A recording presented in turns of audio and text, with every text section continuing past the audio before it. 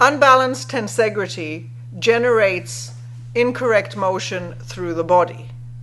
This means that horses have to leave their foot on the ground for longer and exert more rotation and more torque through the distal limb in order to generate motion.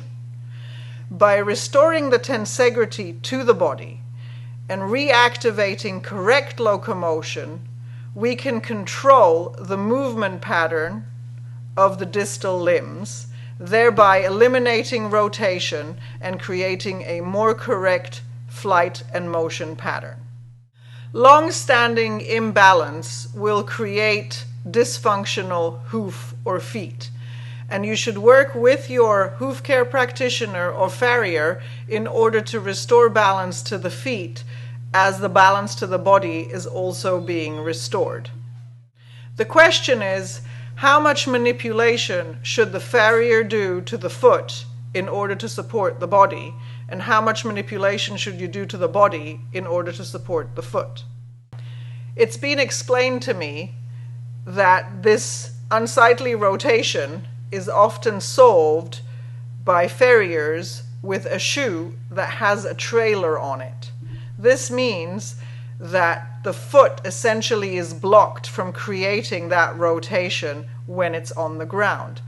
The problem with that, of course, is that the body is not able to generate correct motion. That's why you have the rotation in the distal limb.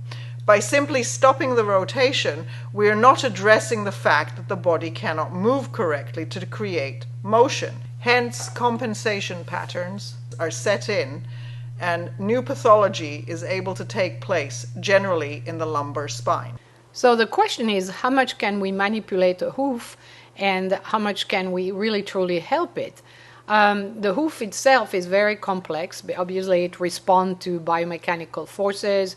There's a lot of studies that go on the hoof that have a different field involved with it, and it's very important to understand that. It's not just, that simple. So in order to reduce compensation patterns in a horse body, one must address the hoof and equine locomotion step by step. For instance, is my horse shod or unshod? A shod horse with metal displays a very different hoof than an unshod horse. Is my horse standing under the bony column or not? That will make a big difference on whether the horse locomotes correctly or not.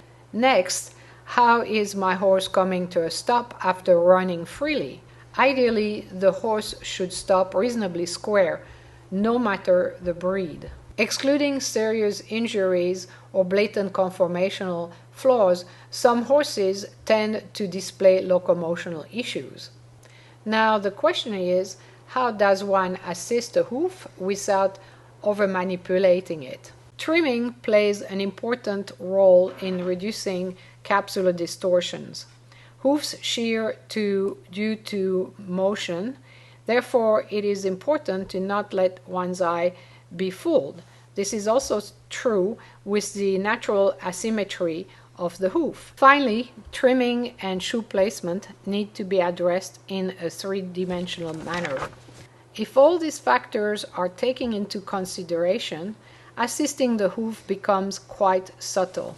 In the following example, the right hind footfall improved by placing the shoe to the bony landmarks, not to the distortions. Obviously, front limbs can also display locomotional issues, but with small incremental changes, one can make quite a difference.